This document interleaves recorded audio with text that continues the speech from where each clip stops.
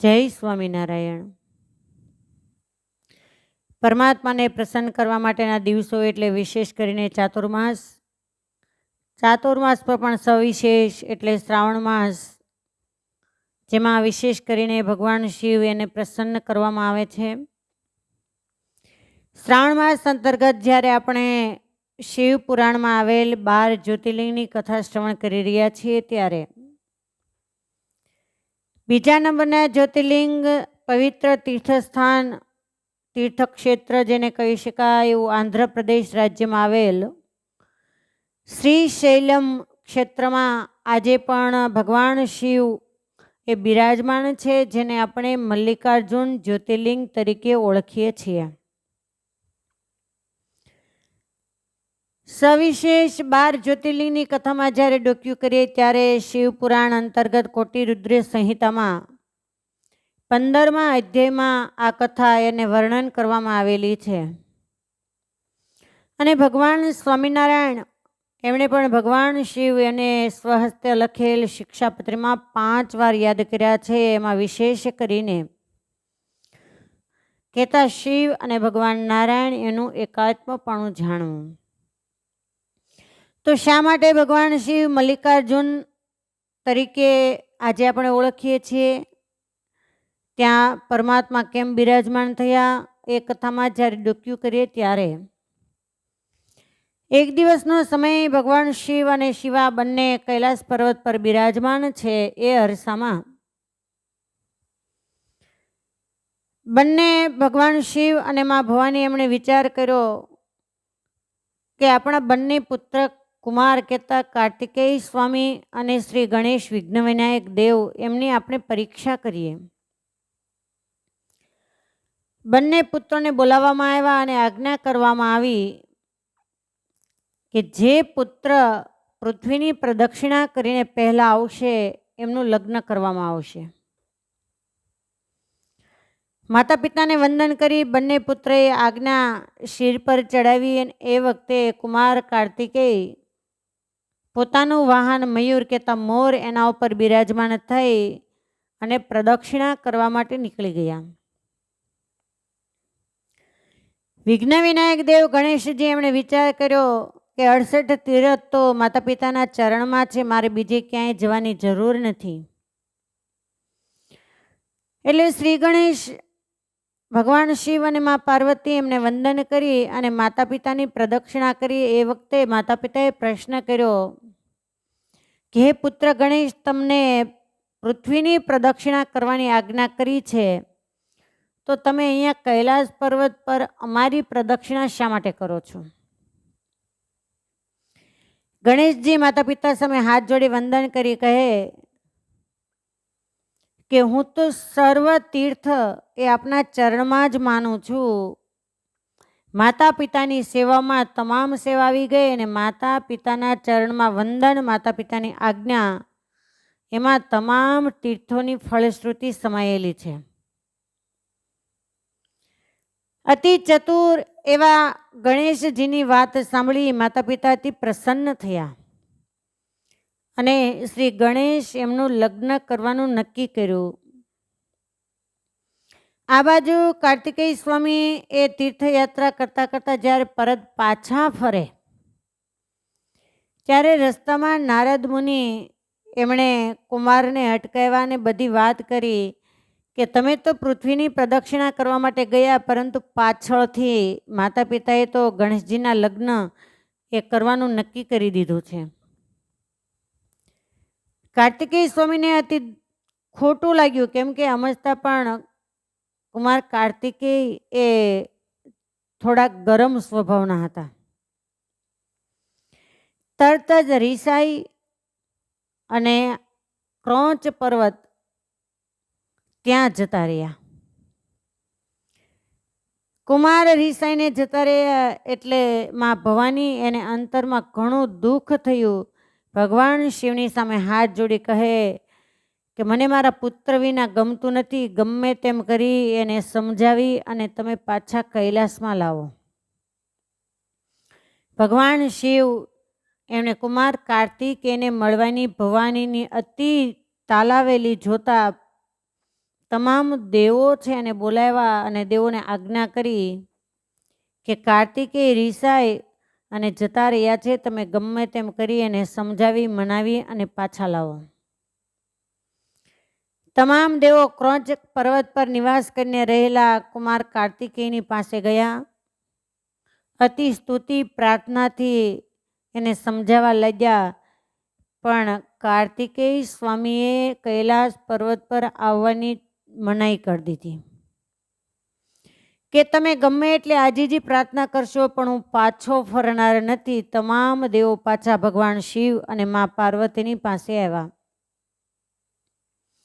આવીને તમામ હકીકત કહી કે અમે ઘણું સમજાવવા છતાં કુમાર પાછા આવવા માટે તૈયાર નથી. ત્યારે પુત્ર વિયોગમાં અતિ વિહવળ બંને માતા પિતા સામેથી જ પુત્રની પાસે જવા માટે તૈયાર થયા.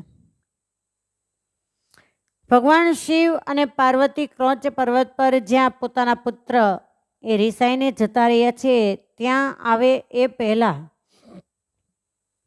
કાર્તિકેય સ્વામીને ખ્યાલ આવ્યો કે મારા માતા પિતા મને અહીંયા મળવા માટે આવે છે, એટલે ક્રોંચ પર્વતથી 3 ગાંવ દૂર બીજો પર્વત આવેલો છે ત્યાં જતા રહ્યા. ભગવાન શિવ અને પાર્વતી ક્રોંચ પર્વત પર આવ્યા. પોતાના પુત્રને નહીં જોતા કાયમના માટે જ્યોતિ સ્વરૂપે ત્યાં અખંડ બિરાજમાન થઈ ગયા, જેને આજે આપણે મલ્લિકાર્જુન જ્યોતિર્લિંગ તરીકે ઓળખીએ છીએ. પુત્રને મળવાનું અતિ વિહવળતા અને અંતરમાં દુઃખ, એના કારણે પર્વના દિવસો કહેતા અમાસ અને પૂનમ. ત્યારે ભગવાન શિવ અને પાર્વતી અમાસના દિવસે ત્યાં અને પૂનમના દિવસે કાર્તિકેયને વારાફરતી મળવા માટે જાય છે અને કાયમના માટે ત્યાં નિવાસ કરીને રહ્યા. એટલે આપણે એને મલ્લિકાર્જુન જ્યોતિર્લિંગ તરીકે ઓળખીએ છીએ. 12 જ્યોતિર્લિંગના દર્શન કરીએ, પણ મલ્લિકાર્જુનના જે જ્યોતિર્લિંગ છે એ કંઈક અલગ છે. તમે જ્યોતિર્લિંગ એકદમ નાના અને ઉપરના ભાગમાં 5 ફણાવાળા શેષજી બિરાજમાન છે. બીજી પણ કથા એમની સાથે સંકળાયેલી છે. ચંદ્રગુપ્ત પટાણાના પુત્રી ચંદ્રાવતી નામની રાજકન્યા એ ભગવાન શિવને પ્રસન્ન કરવા માટે, પરમાત્માને પ્રસન્ન કરવા માટે રાજ્ય સુખ એનો ત્યાગ કરી અને આ કૃષ્ણા નદીને ઉલ્લંઘન કરી અને આ ક્રોંચ પર્વતની ટોચ પર આવીને નિવાસ કર્યો. એના પિતાએ ઘણું સમજાવવા છતાં જ્યારે રાજકન્યા એ પાછા નથી ફર્યા, ત્યારે પોતાની સહેલીઓની સાથે એ ત્યાં તપ કરી રહ્યા છે. એ અરસામાં એક દિવસનો સમય, ક્રોંચ પર્વત પર એક મોટો માટીનો પિંડો છે, ટીંબો. ત્યાં એક ગાય રોજે આવી અને પોતાના આંચળમાંથી દૂધની ધારાવાળી કરી રહી છે. આ દ્રશ્ય પેલી રાજકન્યાએ જોયું. વિચાર કરે કે અહીંયા એવું તો શું હશે કે ગાય ત્યાં આવી અને પોતાના આંચળમાંથી એ માટી ઉપર દૂધની ધારાવાળી કરે છે. વિચારમાં પેલી રાજકન્યા એ સૂતી છે ને એ વખતે એને સ્વપ્ન આવ્યું. સ્વપ્નમાં એને માટીની અંદર ભગવાન શિવ એનું દર્શન થયું. ભગવાન શિવનું લિંગ એમાં દેખાયું. પ્રભાતે કન્યા છે એ સ્નાન વિધિ પૂજાપાઠ કરી અને પોતાના હાથ દ્વારા પેલી માટી છે એને દૂર કરી, તો એમાંથી એકદમ ચળકાટ કરતા શિવલિંગના એને દર્શન થયા. અતિ પ્રસન્ન થઈ અને પ્રેમથી એની પૂજા કરવા લાગી. અને રોજે એ મલ્લિકાના ફૂલ કહેતા, જેને આપણે જાસ્મીનના ફૂલ તરીકે ઓળખીએ છીએ, એ ફૂલ દ્વારા ભગવાન શિવનું પૂજન અર્ચન કરે છે ને ત્યારે ભગવાન શિવ અને પાર્વતી એ પ્રસન્ન થઈ અને પેલી રાજકન્યા છે એને વર માગવાનું કહ્યું. ત્યારે પેલી રાજકન્યા કહે છે કે હે પ્રભુ, હે મા ભવાની, આપની પ્રસન્નતા સિવાય મારે બીજું કશું જ નથી જોઈતું. આપ કાયમના માટે મારા જેવા જીવાત્માને મુક્તિ અને ભક્તિ એ આપવા માટે, એને પોષણ કરવા માટે, એના સંકલ્પને સિદ્ધ કરવા માટે અહીંયા નિવાસ કરીને રહો. અતિ પ્રસન્ન થયેલા ભગવાન શિવ અને શિવા એમણે એને વચન આપ્યું અને મલ્લિકાના ફૂલથી પૂજન કરાતો હોવાથી મલ્લિકાર્જુન નામે ભગવાન શિવ એ પ્રસિદ્ધિને પામ્યા. આ કથા પણ સંકળાયેલી છે. ત્યાર પછી દ્વાપર ત્રેતાની અંદર પણ જ્યારે 5 પાંડવો અને ભગવાન રામચંદ્ર જ્યારે 14 વર્ષના વનવાસની અંદર નીકળેલા ત્યારે મલ્લિકાર્જુન, મા જાનકી અને લક્ષ્મણજીની સાથે પધારેલા છે. ત્યાર પછી મહાભારતના રણસંગ્રામ બાદ 5 પાંડવો જ્યારે વનની અંદર નીકળેલા ત્યારે 5 પાંડવો એ આ મલ્લિકાર્જુન કહેતા શ્રી શૈલમમાં આવેલા છે. ભગવાન શિવ એનું પૂજન કરેલું છે અને 5 પાંડવોએ બીજા 5 શિવલિંગ એમની સ્થાપના કરેલી છે, જે આજે પણ આપણે એના દર્શન કરીએ છીએ. ચંદ્રાવતી જ્યાં તપ કરતી હતી, પૂજન અર્ચન કરતી હતી, જેનું નિવાસ સ્થાન હતું, એ આપણે જ્યારે જ્યોતિર્લિંગના દર્શન કરી અને બહાર નીકળીએ તો જમણી સાઈડ આજે પણ પથ્થરનો એક મંડપ છે અને ત્યાં આખી એક ઘટના, ઇતિહાસ લખાયેલો છે કે આ જગ્યાએ આ ચંદ્રાવતી રાજકન્યા એ ભગવાન શિવને પ્રસન્ન કરવા માટે અહીંયા રહેતી હતી.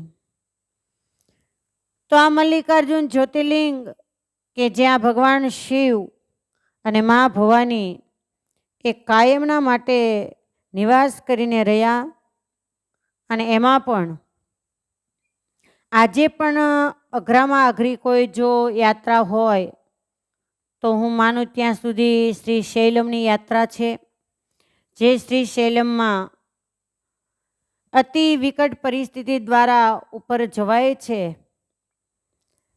અને ભગવાન શિવ એનું દર્શન આપણે કરીએ છીએ. ચારે બાજુ હિલમાં જવાનું અને ત્યાં વિકટ પરિસ્થિતિ દ્વારા લગભગ યાત્રાની અંદર મલ્લિકાર્જુનના દર્શન કરવા માટે જાય છે, પણ જ્યારે ઇતિહાસની ખબર ન હોય ત્યારે આપણને સહેજ મનમાં એમ થાય કે આ જગ્યાએ છેક ભગવાન કેમ આવીને નિવાસ કરીને રહ્યા હશે. તો આજે પણ મા પાર્વતી અને ભગવાન શિવ એ ત્યાં અખંડ નિવાસ કરીને રહ્યા છે. પૂનમના દિવસે મા પાર્વતી કાર્તિક સ્વામીને મળવા જાય છે અને અમાસના દિવસે ભગવાન શિવ એ 3 ગાંવ દૂર આવેલ પર્વત ત્યાં પોતાના પુત્રને મળવા માટે જાય છે. તો આ છે શ્રી શૈલમ જ્યોતિર્લિંગનો ઇતિહાસ, જે 12 જ્યોતિર્લિંગમાંના બીજા નંબરનું જ્યોતિર્લિંગ છે. આંધ્રપ્રદેશમાં આવેલું આ તીર્થસ્થાન છે. અસ્તુ ભાવથી જય સ્વામિનારાયણ.